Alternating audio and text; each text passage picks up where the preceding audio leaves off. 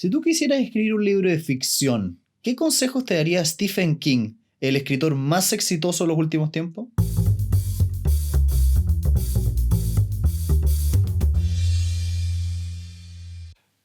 Hola a todos, bienvenidos a Elemental, su club de aprendizaje semanal. Mi nombre es Pedro y estoy acá con Santiago. Hola, hola.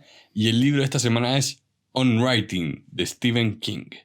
Sobre cómo escribir. Stephen King es uno de los autores no solo más exitosos de los últimos tiempos, también tiene un volumen de publicaciones realmente increíble. O sea, para que se hagan una idea, al día de hoy ha publicado 88 libros. Los cuales todos son bestsellers. O varios, o sea, Sí. para que se hagan una idea, estamos hablando de It, The Shining, The Green Mile, Shawshank Redemption. Muchos de esos libros ya son películas. Y las historias son muy, muy, muy buenas. Sí. Tanto así que, a lo que nos trae este libro, él escribió un libro sobre escribir libros. Sí. Es un libro que en la primera parte cuenta como su historia personal, donde te cuenta desde que era pequeño y cómo fue creciendo como escritor de ficción y todos los problemas que eso trajo. Y en la segunda parte va dando consejos prácticos sobre cómo escribir ficción. Este es un libro que yo diría que está, por lo tanto, dividido en dos grandes partes y es un libro muy, muy ágil de lectura. Sí.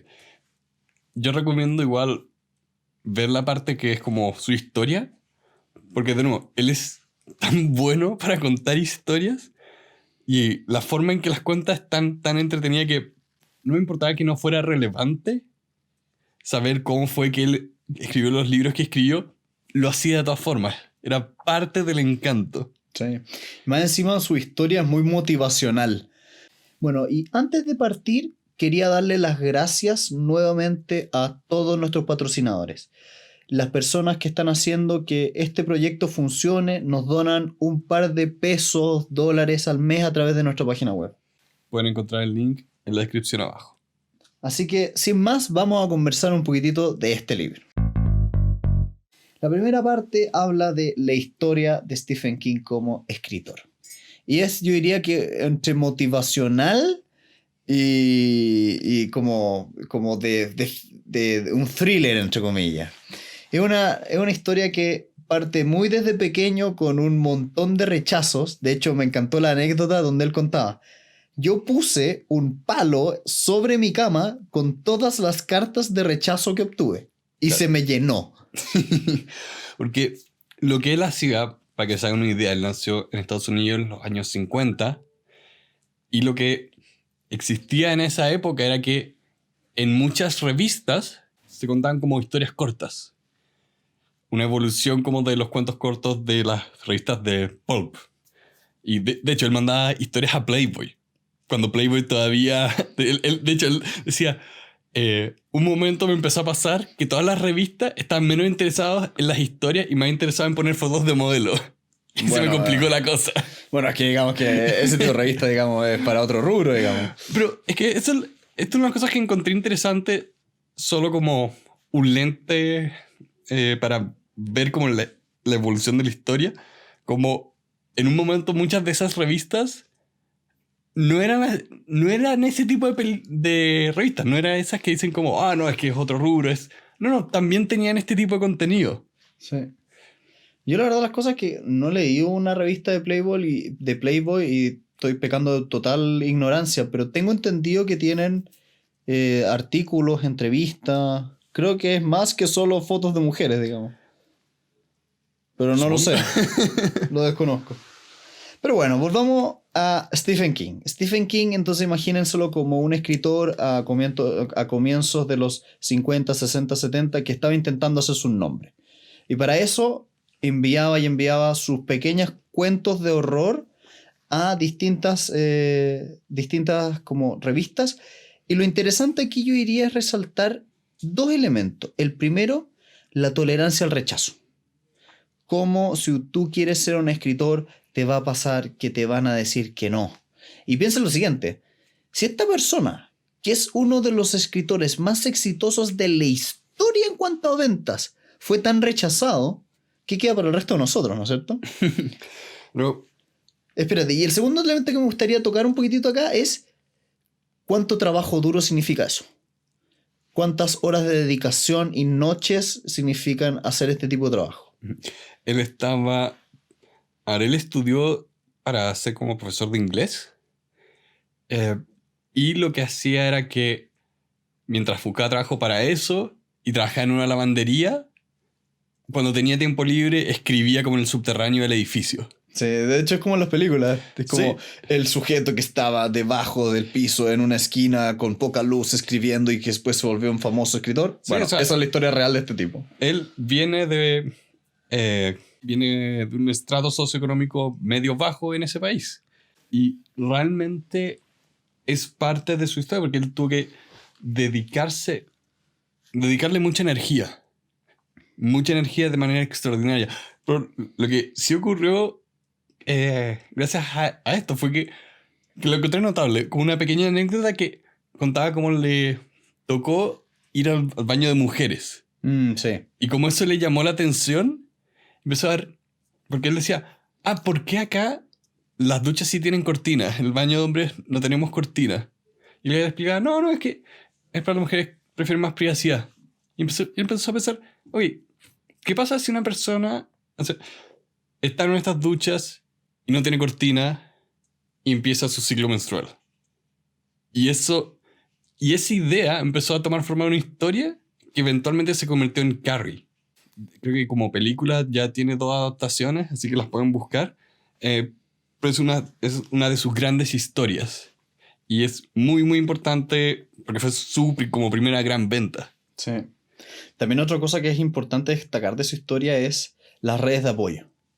Como su señora, que se llama Tavi, era una persona que estaba constantemente apoyándolo, leyendo sus obras, preocupándose de decirle que no se rindiera. Y yo siento que en la vida, hoy en día, hace muchas veces falta eso. No sé qué opinas tú, pero es tan habitual encontrar personas que te dicen que algo no se puede o que es un sueño inalcanzable. Sí. ¿Cómo dices? El apoyo emocional. Mm. Es que es fundamental, especialmente cuando estás tomando como un camino difícil. Sí, sobre todo un camino un poco tradicional, tal vez, esa es la palabra.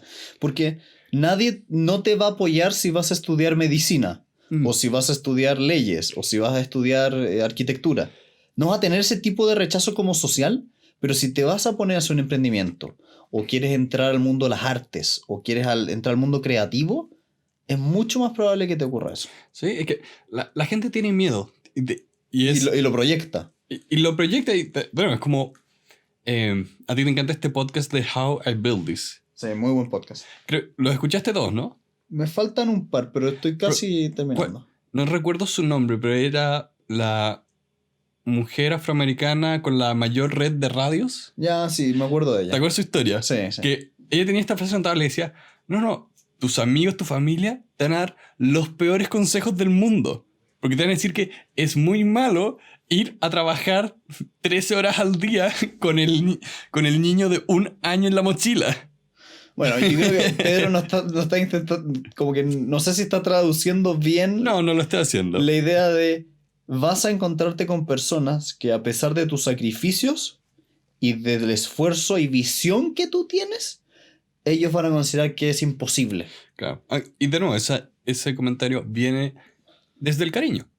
Sí, viene desde el amor porque es una preocupación, pero al mismo tiempo, una persona que tiene esa percepción es muy probable que para él sea imposible porque ellos no estarían dispuestos a hacer el sacrificio que implica. Exacto. Y tal vez los que nos escuchan el día de hoy, que van a estar interesados en cómo escribir, la literatura en general, la escritura en general, es ese rubro difícil. Es ese rubro del cual la sociedad sospecha. Es ese rubro que si ustedes están haciendo un libro, les va a empezar a pasar que sus familiares les van a preguntar ¿y cómo va el libro? Y tú les vas a decir, llevo 20 páginas y te van a mirar con cara de lástima. Claro, ¿y lo puedo ver? Sí, y le vas a decir, no puedes verlo todavía. Exacto. Otra cosa que destaco acá al principio, especialmente sobre el tema de que él enviaba todos estos cuentos cortos, que decía lo importante y lo útil que era recibir como feedback de estos editores que lo rechazaban. que decía que lo peor era cuando no le decían nada, pero que era muy útil cuando te decía como, hey, buena historia, Le falta esto. le falta esto, o saca palabras. De hecho, él armaba como una fórmula, Mm, que era como, mi historia va a ser toda la historia menos el 10%. sí, para hacerlo menos palabrería. Ujú. Igual en el fondo yo creo que lo importante de esta parte del libro es, si tú estás intentando emprender en el mundo de la literatura, ten en claro de que va a ser muy desafiante. No va a ser fácil esto. Yo creo que aquí podemos compartir un poco nuestras experiencias personales, como nosotros que tenemos muchos emprendimientos, que tenemos proyectos paralelos, hemos recibido muchas veces feedback, entre comillas, negativo. Sí. Uf, sí. Pasa más de lo que uno quisiera. Sí, y bueno, y por eso no sé si te acuerdas cuando veíamos en El Elemento Ujú. la importancia de lo que hablaba ahí Ken Robinson de la tribu, de gente que está como, por decirlo, en el mismo estado mental en el que tú estás, de que Ujú. entienden lo que estás haciendo y también entienden las dificultades. Acá no se trata de rodearse de gente que te va a decir que sí, que sí, que sí. Se trata de gente que entiende muy bien en lo que estás. Y gente, sí, eso es importante. Gente que son, entre comillas, tus pares. En ese sentido, yo no lo he hecho, porque lamentablemente todavía no soy escritor profesional, pero yo sé que existen talleres de escritura, lugares de apoyo para escritores. Entonces, si ustedes están viviendo ese como aislamiento social, muy buena recomendación encontrar estos grupos de apoyo. Ujú. Él después también entra en muchos detalles como fue su problema de alcoholismo, su problema de drogas. De nuevo, me da mucha risa como él lo escribía. De repente fue como, oh, espera, este basurero que está lleno de botellas, al principio de esta semana estaba vacío. Creo que tengo un problema. Sí. O lo mismo también con su problema de drogas que eh, le tuvieron que hacer una intervención. Mira, yo en eso tengo mis dudas. Yo no sé si todos los escritores tienen que ser necesariamente o No, drogadictos o alcohólicos, no tienen que serlo. pero suele coincidir. Suele coincidir. Eh, bueno, es un poco como dicen, la diferencia entre causalidad y correlación. Hay veces que cierto tipo de ambientes o actividades atraen cierto tipo de individuos que pueden tener cierto tipo de tendencias. Sí. Digo todo con cierto tipo porque realmente no hay mucha certeza Sí, de porque que coincide sí, nomás. coincide que ser escritor causa alcoholismo. Qué bueno que no soy escritor. Todavía. Cuando soy escritor me volveré alcohólico. De hecho, así vas a saber que eres un escritor. Cuando estés borracho y tengas muchos papeles a tu alrededor, eres un escritor. Pero bueno, esa es la primera parte del libro. La primera parte del libro, por lo tanto, es muy novelada, muy entretenida, muy ágil. Pero ya del capítulo 2 en adelante, el autor se preocupa de ayudarte a escribir, de darte tips de estilo, de forma y darte lo que él llama una caja de herramientas. Todo escritor tiene que tener una caja de herramientas que está compuesto por distintas cosas, como el vocabulario, la gramática, el diálogo, la historia. Entonces, esta historia, o este libro, perdón, este libro se va construyendo en base a darte esas herramientas. Y parte hablando por, en primer lugar, el vocabulario, que es algo que puede generar ciertas dudas en el escritor. Tú como escritor, ¿te conviene escribir infinitas palabras extrañas que nadie conoce? ¿O te conviene usar palabras más sencillas? Y es también una cuestión un poquito de estilo, ¿no? Porque hay escritores que escribiendo más sofisticadamente pueden dar un muy buen mensaje y hacer un buen libro. Pero yo siento que lo que él dice aquí es muy cierto, de que en ficción pareciera ser que no depende tanto de cuántas palabras tú conoces, sino más bien cómo las usas. Es que una de las cosas que recalca mucho es di la verdad en tu historia. Di las cosas como son. Exacto, tienes que tener un nivel claro de sinceridad. Entonces, eso significa que no pretender hablar como no puedes hablar. Entonces, si simplemente no está en tu vocabulario usar palabras elegantes, no lo hagas. Pues se va a ver raro. Se ve raro. O sea, yo pienso el clásico ejemplo de ver en las noticias como la gente trata de hablar distinto frente a una cámara y se ve muy, muy mal. Se ve como tieso, como...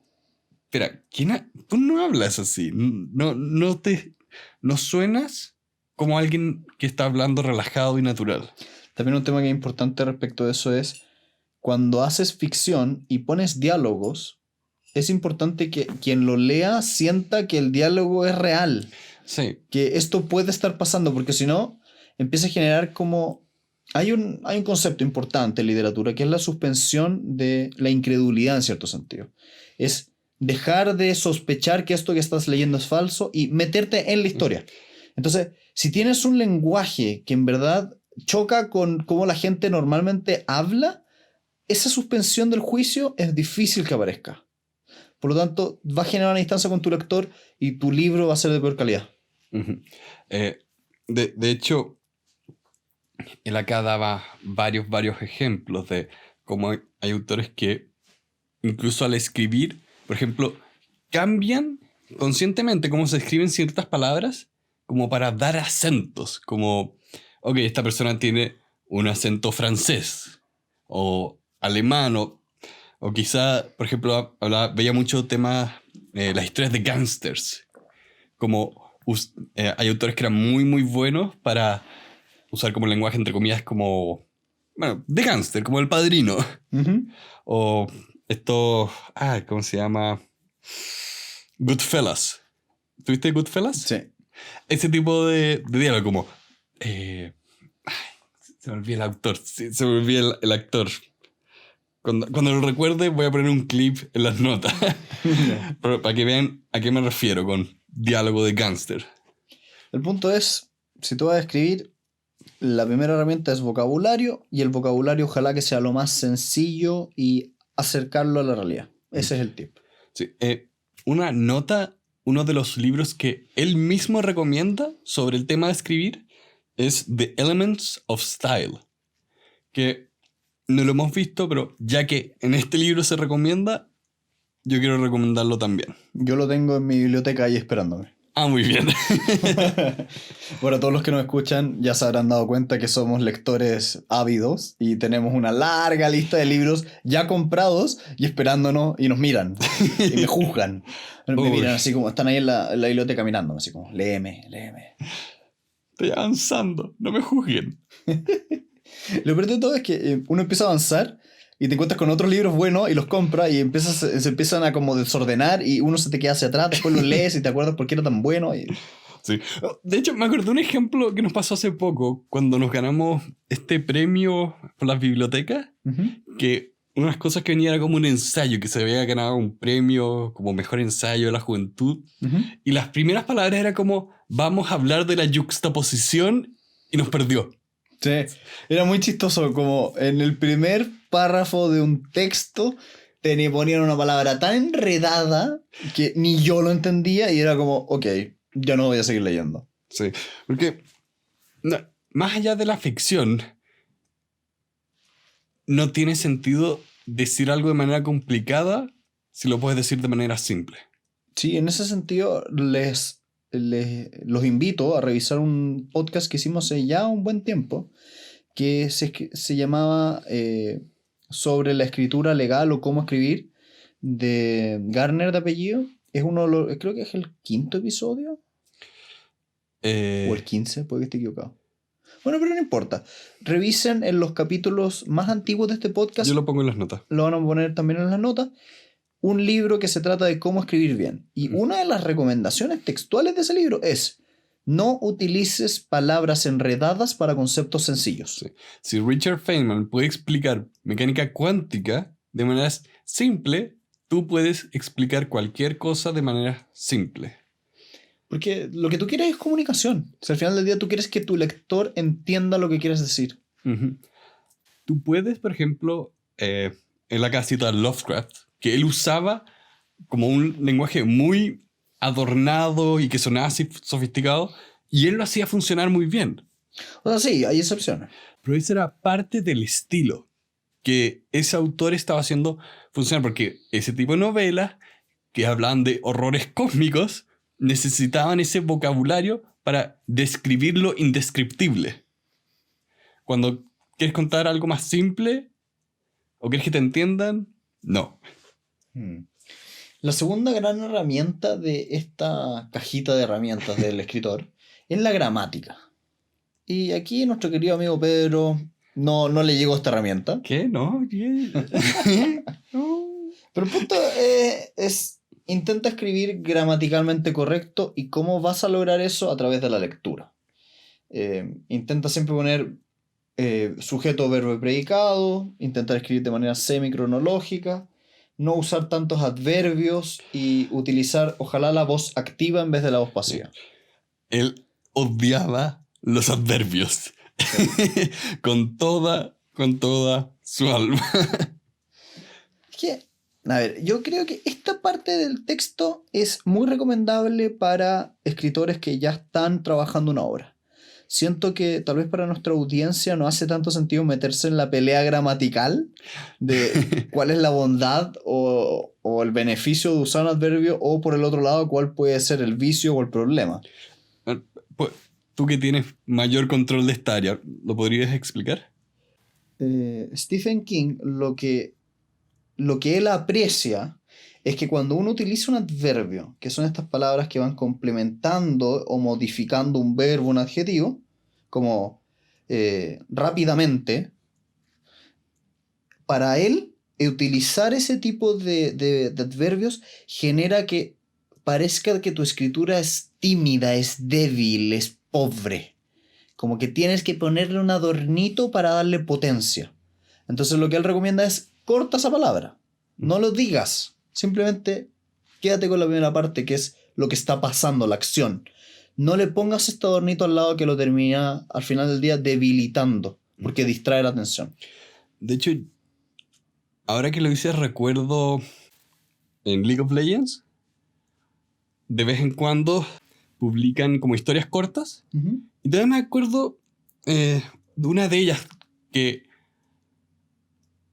la acción cuando la leía me parecía rara, y después una persona que estaba haciendo una crítica de ese texto decía, mira, acá está lleno de palabras, algo que se supone que ocurra rápido.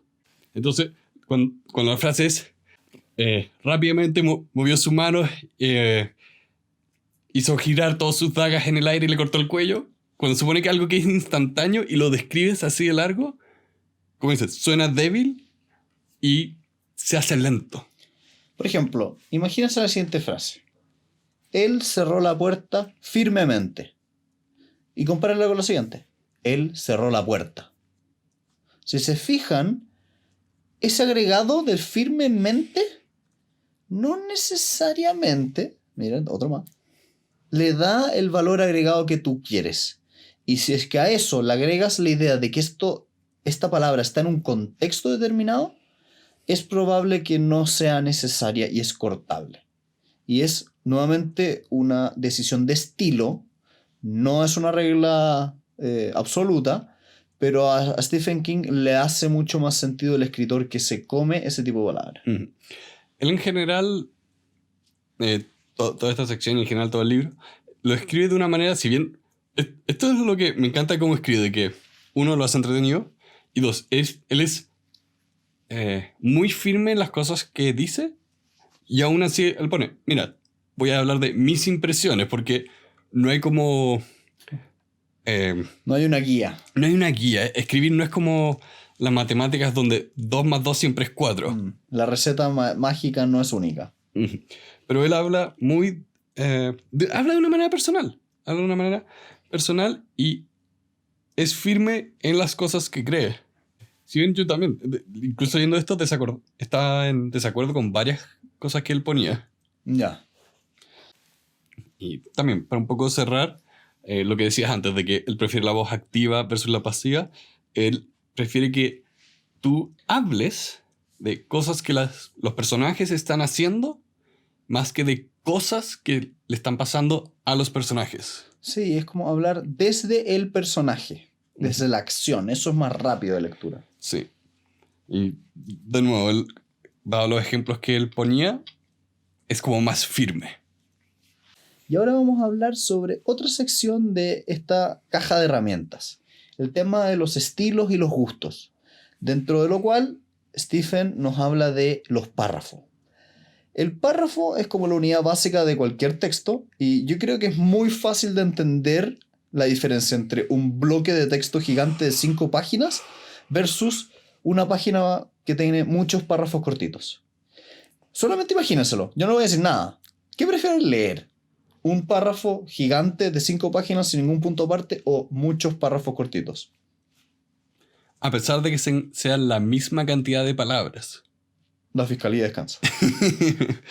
Yo he visto gente que escribe así, que escribe bloques de texto. Es como ver un devenir de la conciencia sin ningún tipo de estilo o noción de que otra persona lo va a estar leyendo.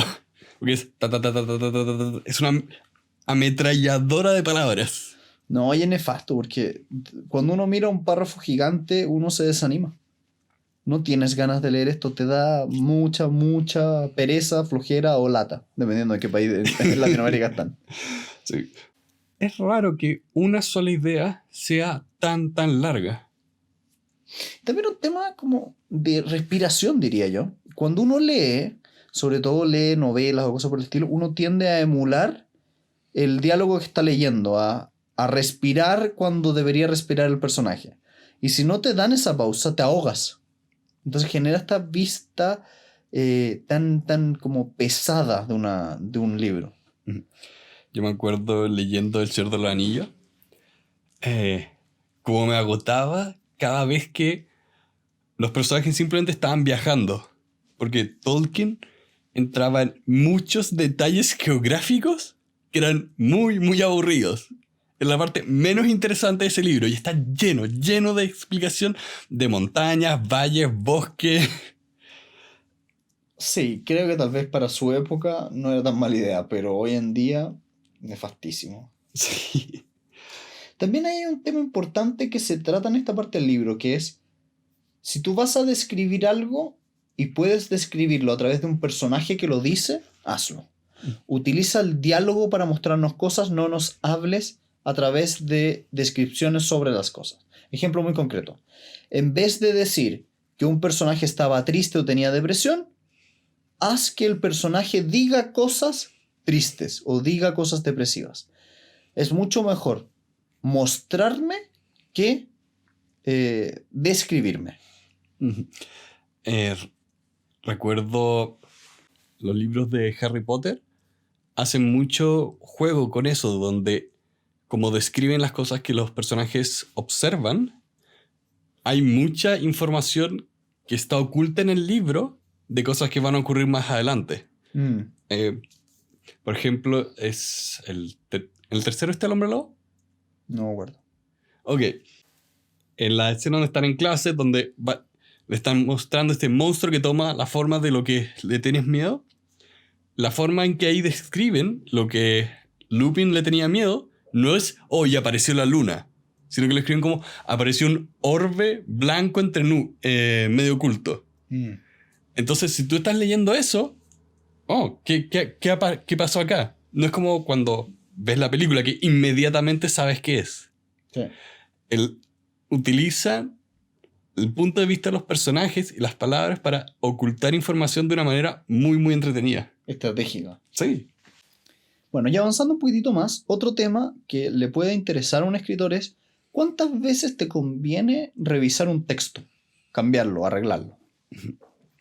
Él acá, de hecho, me encantaba cómo lo ponía de ¿vamos a tener la puerta abierta o la puerta cerrada? Él hablaba mucho de que, mira, tú vas a ir, te vas a instalar en tu escritorio y vas a escribir 10 páginas al día con la puerta cerrada. Nadie va a ver lo que estás escribiendo. Y también él comentaba que como se desanimaba mucho, si es que se demoraba, necesitaba terminar la historia mientras esa historia todavía fuera nueva para él. Ya. Entonces, Él finalmente terminaba el libro y después esperabas como 6 meses. Y una vez que él lo pasaba ese periodo, él lo revisaba, él siempre decía, yo lo reviso 2 veces y una última vez para revisar lo que es como palabras más formal. Claro. Revisar el error ortográfico. Entonces son 2 borradores y una pulida. En esa pulida es cuando él empieza a decir, ok, voy a mostrárselo a personas en las cuales yo confío para que me ayuden a mejorar esta historia. De hecho, él ahí hablaba mucho de que se lo mostraba a su señora.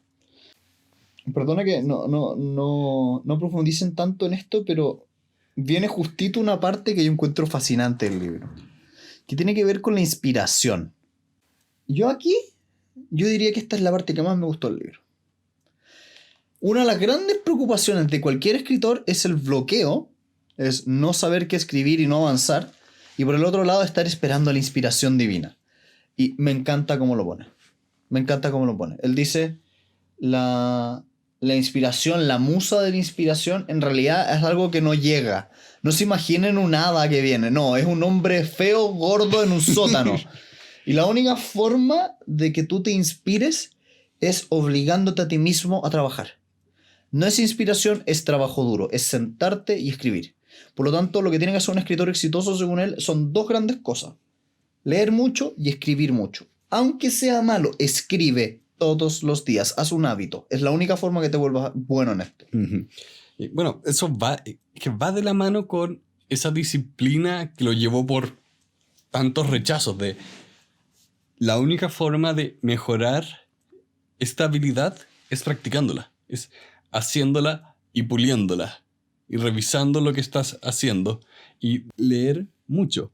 Hay muchos escritores que dan la impresión de que no leen. De que los mires y es, ¿por qué esta historia es tan cliché? Ah, porque ha leído 2 historias y las está copiando. Pasa mucho de que, especialmente en ficción como ciencia ficción o fantasía, como literalmente tienes que inventar todo, hay como mucho copiar y pegar de temas, arquetipos. De ahí es donde vienen los clichés. De gente que no lee y no se dio cuenta de que lo que está contando no es original, no es entretenido y no sé por qué tienes este trabajo.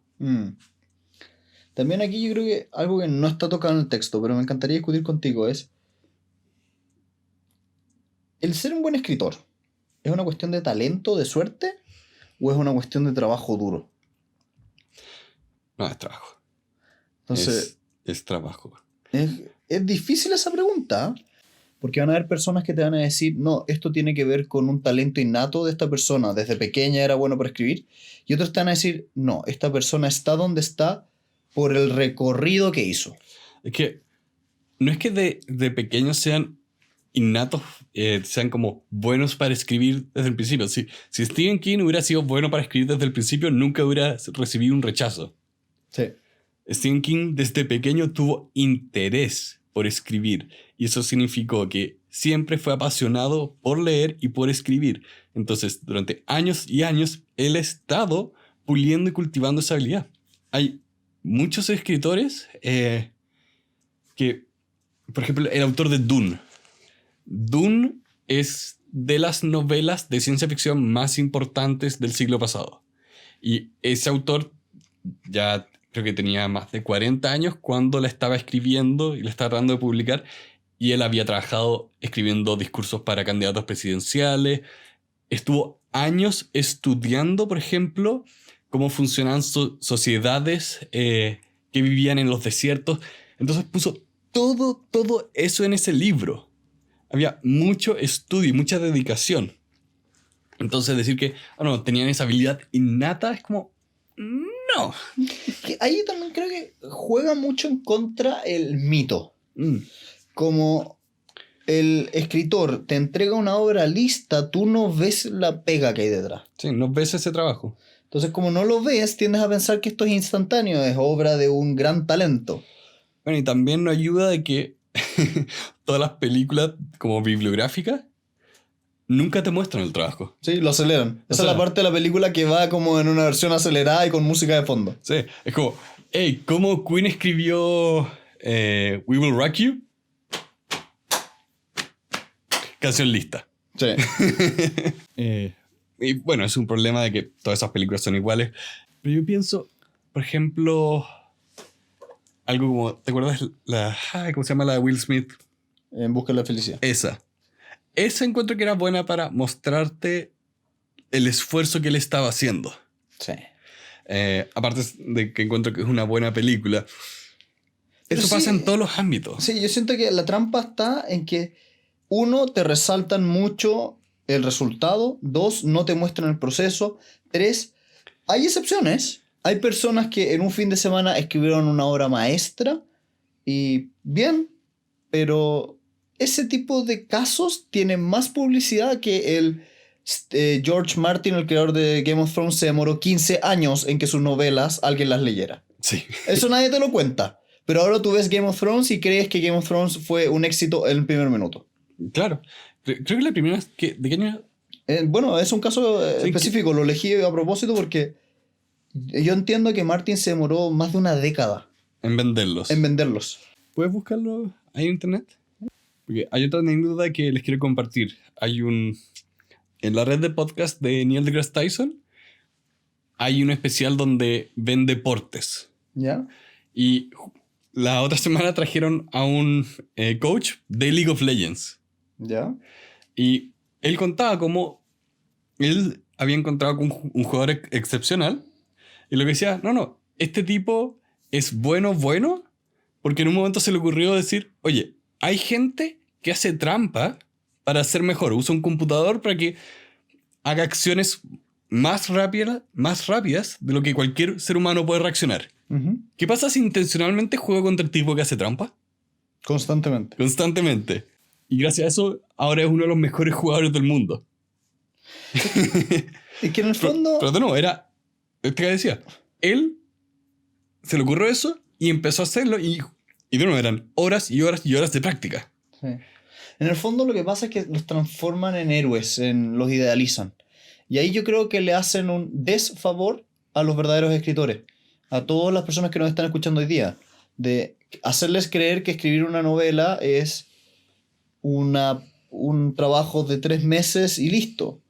Por ejemplo, tú cuando escribes no es solo producir la obra, viene todo un proceso posterior de publicación, edición, puesta en escena en general, puesta en circulación, que te lo compren las editoriales, negociar los derechos, es todo un tema. Sí. Y es un tema que lamentablemente no te lo cuentan. Entonces te generan este problema de que tienes una expectativa de que esto va a ser mucho más fácil de lo que es.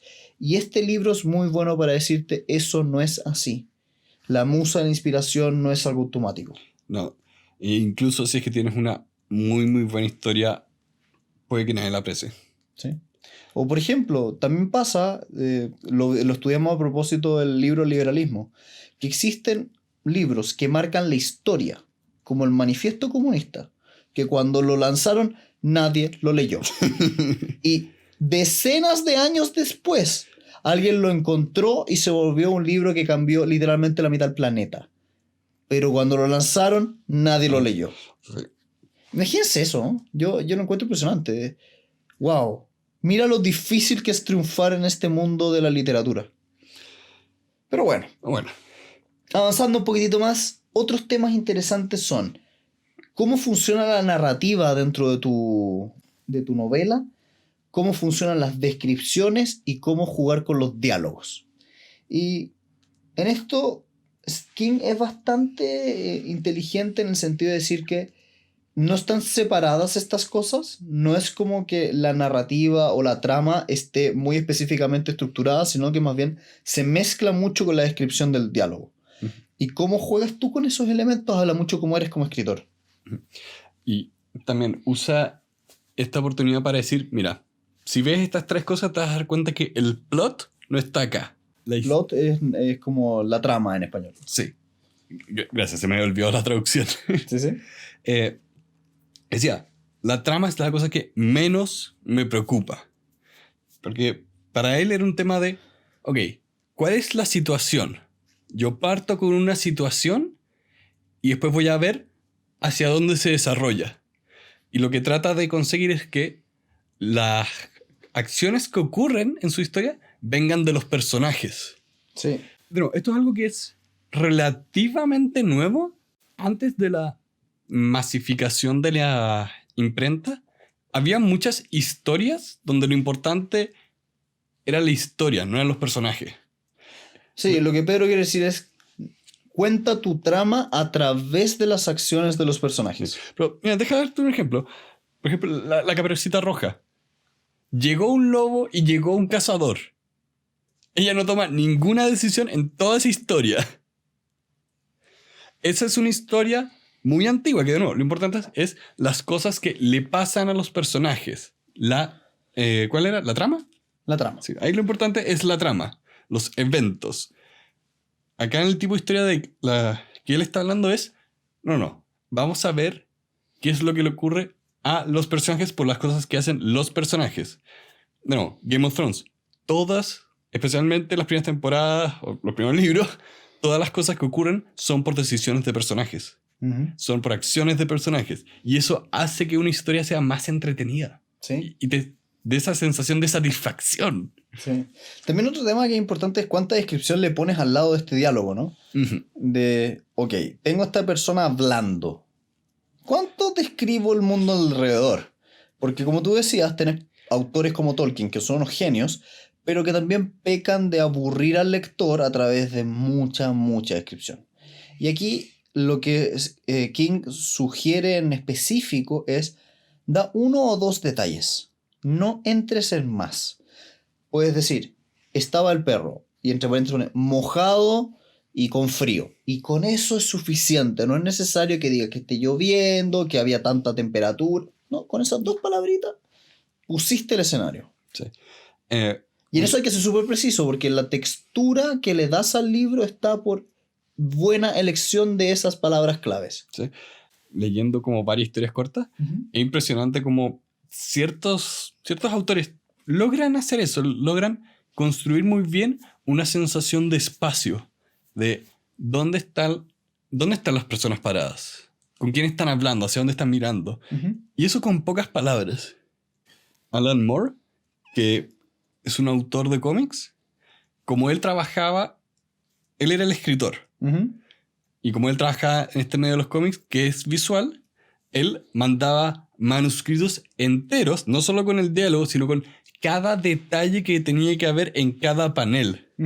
Y gracias a eso, sus historias, cuando las leías, estaban llenas de contenido. Y estaban como un nivel por encima del resto. Porque ves acá, alguien trabajó al máximo con el medio en el que está usando. ¿Cuál es tu medio si es que simplemente estás usando texto, palabras y la imaginación de la otra persona? Sí, ese también es un buen punto. También pasa en el mundo del entretenimiento, sobre todo las películas, de que muy buenas obras son aquellas que dejan mucho de interpretación, dejan mucho espacio para que quien lo está viendo le ponga su propia carga. Siento que el final abierto en la película es la forma más gráfica de entenderlo, pero para efectos de ustedes como escritores, eso se puede hacer a cualquier nivel del libro. En cualquier parte del libro ustedes pueden dejar con un solo punto aparte un espacio suficiente para que tú como lector te cuentes el cuento a ti mismo. Y ahí hay una joya. ¿Qué va a pasar?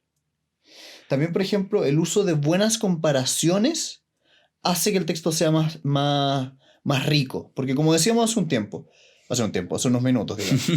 Como decíamos hace unos minutos, utilizar 2 o 3 palabras claves son importantes en el momento de describir un escenario, pero cuando puedes hacer una comparación ingeniosa, divertida, puede generar que el sentimiento del lector sea distinto.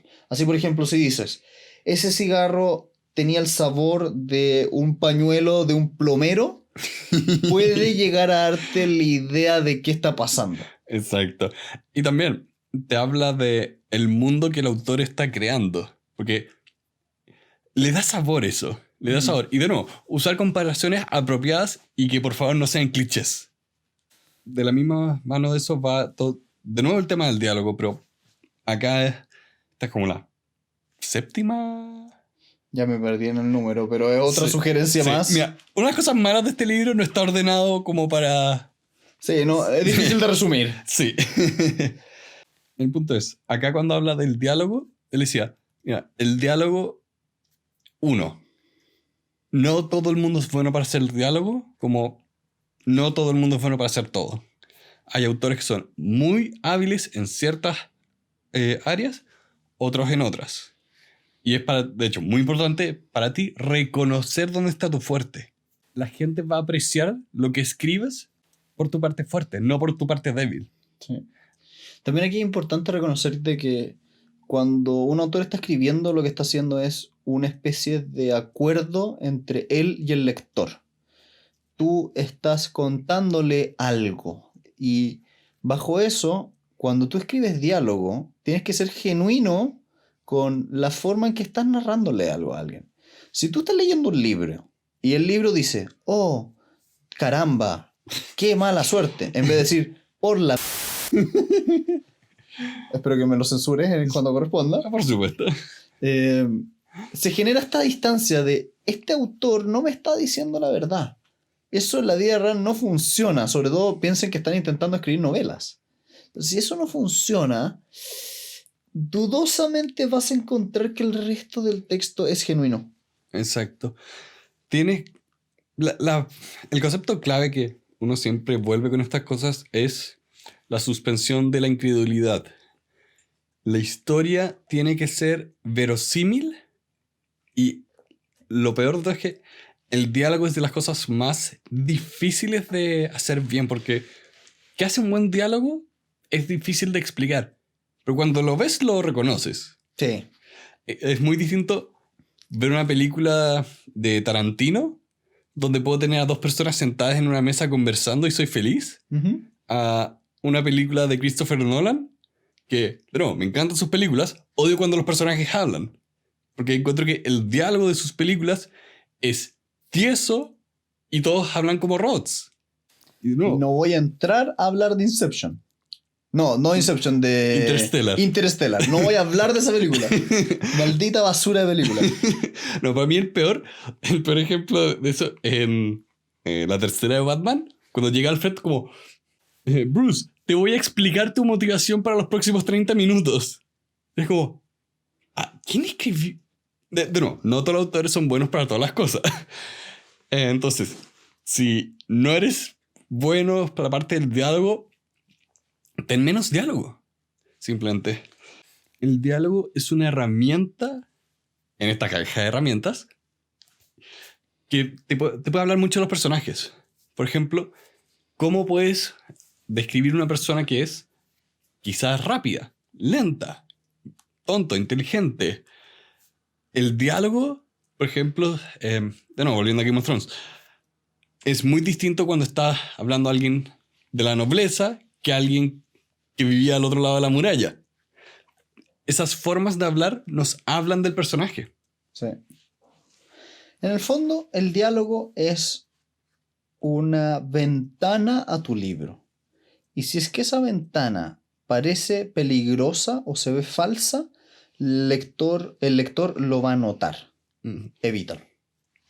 Pero bueno, cerrando un poquitito este tema que es muy, muy específico, quiero hablar de algo un poquitito más amplio y más difícil, que es ¿cuánto simbolismo le pones a un libro? Simbolismo. Y aquí lo problemático es, ya, todos los libros tratan de algo, pero algunos son más específicos y más evidentes, otros son más abstractos. Y creo que esto se traduce muy bien al mundo de las películas.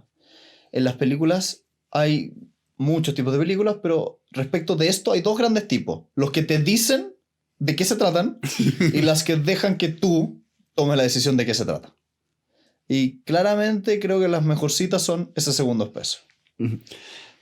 Hay un tema de que cuando eres muy concreto, puedes tratar a la persona, puedes tratar a tu audiencia como alguien tonto. Te puedes sentir insultado por la obra. Sí, ¿por qué me estás diciendo si ya me di cuenta? Sí, una película que me encanta es la última de Blade Runner.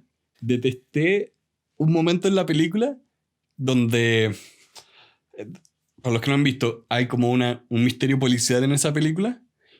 Y yo le estaba disfrutando porque estaba poniendo todas las piezas juntas y estaba armando este rompecabezas. Y cerca del final, revisan todas las pistas que ya habían contado para decirte de qué se trataba todo. Sí, como que te hacen el trabajo, entre comillas. Exacto, cuando a veces es muy entretenido uno hacer el trabajo. Sí. Y especialmente con el tema del simbolismo y de cuál es como la temática de la obra. Él decía, mira, yo no escribo pensando en mi temática, pensando en el simbolismo que voy a usar. Escribo mi novela y si lo tengo al final del día o no... Bienvenido sea. Exacto. Y de hecho, es cuando termina el libro, se aleja y ve todo como en un sistema macro, es donde puede empezar a ver si quiere dirigir esta historia hacia un lado o no. Sí, en ese sentido es como si ustedes tuvieran un dron y lo lanzaran muy arriba en un bosque. ¿Cómo es la figura del bosque? En otras palabras, tú vas a tener muchas páginas escritas narrando diálogos, situaciones, cosas. Y cuando lo miras muy de cerca, página por página, es difícil ver de qué trata la película completa. Por eso, el tema del simbolismo se tiene que analizar una vez que tú ya tienes el borrador completo. En otras palabras, cuando ya tienes la historia de inicio a fin. Porque de lo contrario te pasa eso, de que estás tan cerca del bosque que ves solamente el árbol y no eres capaz de ver el bosque. Es por eso que un claro ejemplo de esto es la película Man of Steel, ¿Ya? que está llena de simbolismo con la sutileza de una motosierra que no aporta a la historia. Está lleno de simbolismo cristiano y Jesucristo y no ayuda a la historia. Es como, soy Superman, estoy en una posición de cruz flotando en el espacio y no sirve, no sirve la historia. No era necesario. No era necesario, no era necesario martillar la idea de Superman es Jesús, esto es profundo. No. Incluso una película que sí me gusta, Matrix, no es sutil con su simbolismo de Neo. Si tú hiciste una buena historia y tienes un mal elemento, se puede ignorar. Si tienes una mala historia y pones mal simbolismo encima, es peor. Es peor. Y revisemos por último dos grandes mensajes. Primero, ¿cuántas veces tienes que revisar y cuándo un texto en el sentido de entregárselo a terceros? Y lo segundo es, ¿cuánto tienes que recortar? ¿Cuánto tienes que sacar habitualmente? ¿Cuál es el largo adecuado? Respecto a lo primero, el autor dice, por lo menos espera entre 1 mes y medio, 2 meses antes de entregarle tu borrador a nadie. Tienes que dejar que repose, como que la historia fermente. Y ahí entrégaselo a 5, 8 personas. ¿Por qué? Porque si es que todos están de acuerdo en que el libro es bueno, es muy probable que lo sea. Pero lo más típico no es eso, sino más bien es que te pase que algunos opinan que una parte es buena, otra parte es mala, y ahí tienes que entrar a picar. Y ahí entra, digamos, lo que el autor dice que es eliminar basura, que es, ten tu primer borrador y sácale el 10% de todo lo que está ahí. Elimina, a propósito, acórtalo. Sí. Y con eso vas a llegar a un borrador final. Hay una fineza de palabras que no es algo que se pueda calcular, pero cuando lo lees, lo lees. Y, bueno, este libro es evidencia de eso porque ya está comiendo las hojas. Era entretenido de leer, especialmente cuando él hablaba solo de su vida. Es las comparaciones que usaba, el lenguaje que usaba, chistes que hacía con paréntesis, puntos, comas. Jugaba con el lenguaje. Y acá es muy importante entender un concepto que es el lector ideal. ¿Cuál es tu lector ideal? Porque finalmente tú estás escribiendo para esa persona. Esa persona es la que va a juzgar tu obra, tu trabajo, y a esa persona es la que le tiene que gustar. Sí. En su caso, para él era su señora, en gran parte. Que él trataba de asustarla, trataba de hacerla reír.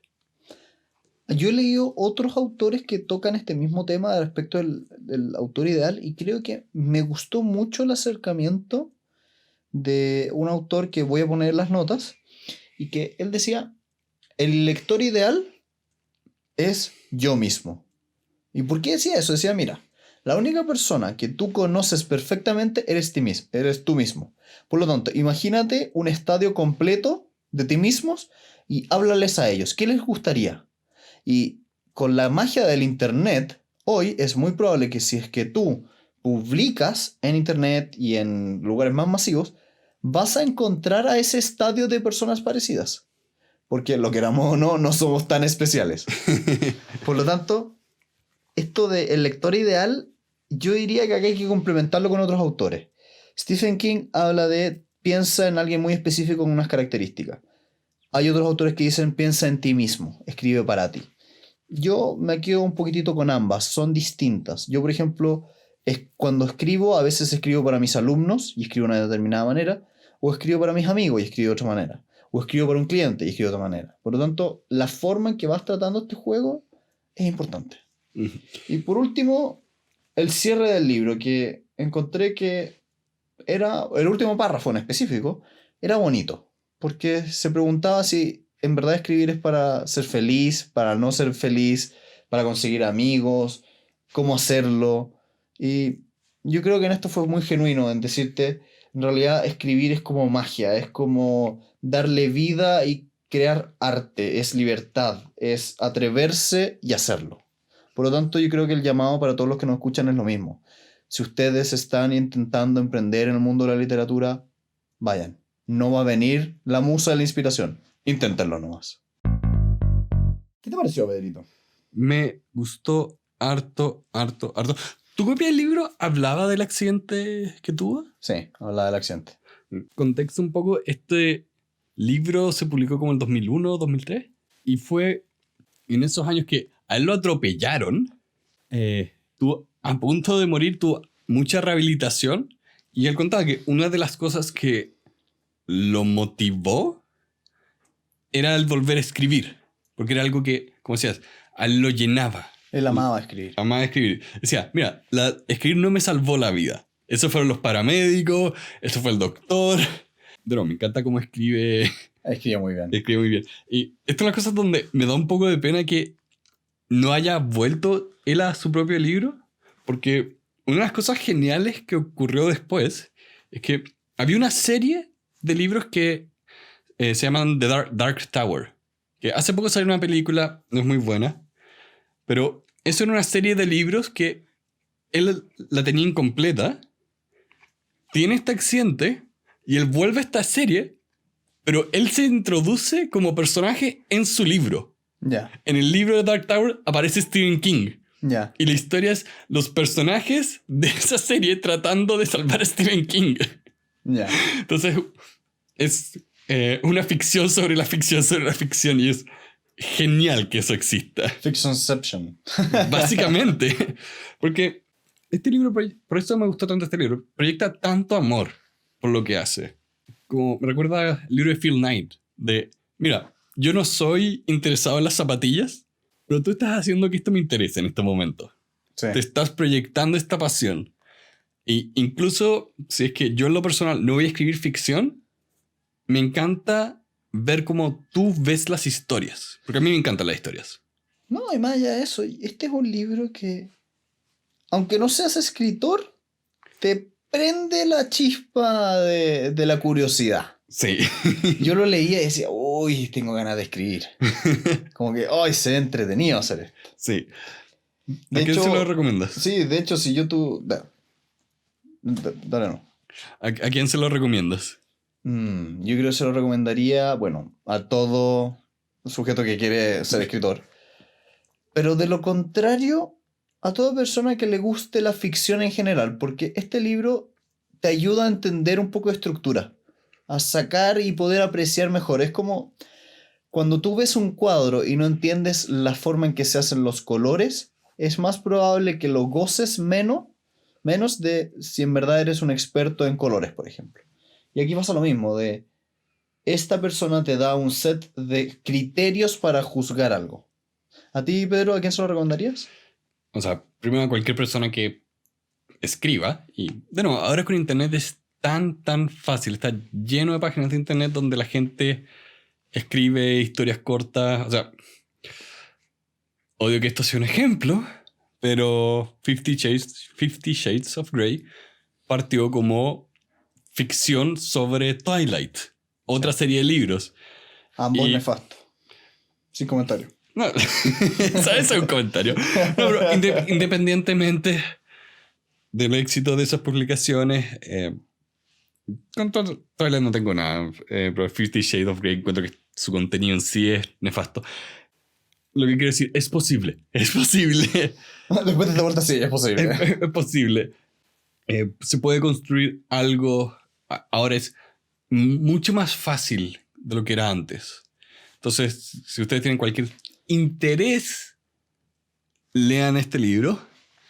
Y más allá, creo que también me sumo a, si les gustan las historias y la ficción en general, es muy entretenido leer este libro. Porque una de las cosas que me pasó fue que creo que entendí por qué a Stephen King no le gusta la película The Shining.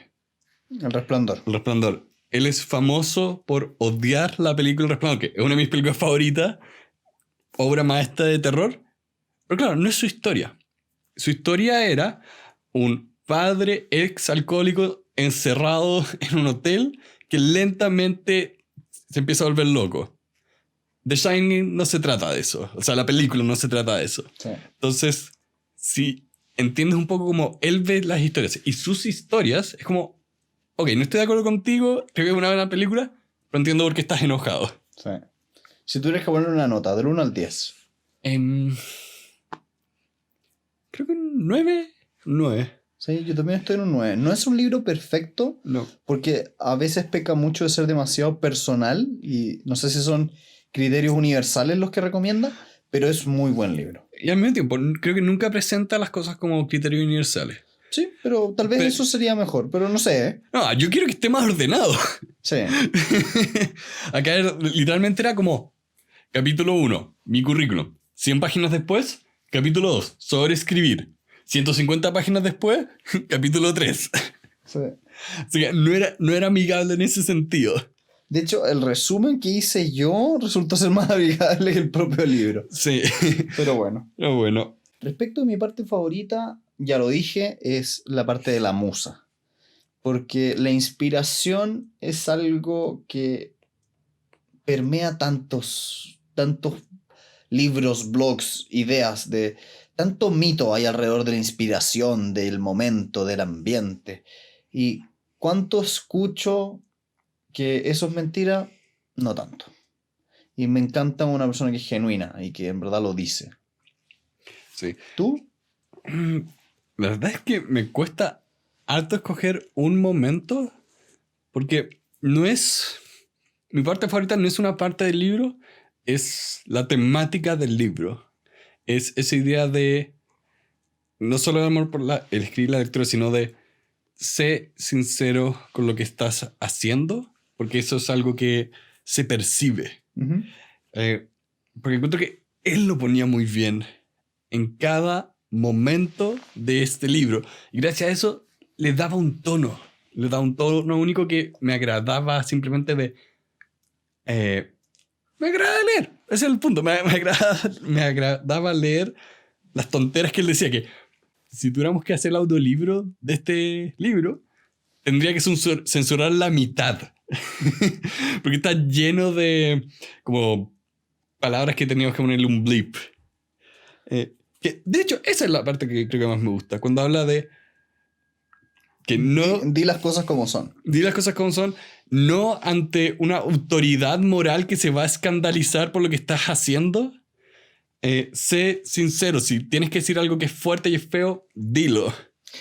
Sí, de hecho, un comentario que no hicimos, pero este libro dentro de es largo. Tiene muchas páginas, pero está tan bien escrito que no te vas a dar cuenta cuando se habrá acabado. Pero bueno, con eso vamos cerrando en el día de hoy, agradeciéndole nuevamente a nuestros patrocinadores. Si ustedes quieren ayudarnos, es muy fácil. Ustedes se meten a las notas de este episodio o a nuestra página web. En las notas de este episodio vamos a poner un link directo a nuestro Patreon, que es esta plataforma que nos permite que colaboradores nos entreguen $1, $2, lo que ustedes quieran, y permiten que esto funcione. O en nuestra página web elementalpodcast.cl, donde también está el link. Nuevamente, una invitación a todos a escucharnos en YouTube, Spotify, iTunes, Google Podcast o cualquier otra forma que ustedes utilicen para escuchar los podcasts, y los invitamos a compartir estas ideas y a darnos likes. Y leemos todos los comentarios. Sí, les vamos a contestar personalmente. Muchas gracias por nuevamente su tiempo y su atención, y que tengan una muy buena semana. Adiós. Bueno, todo así.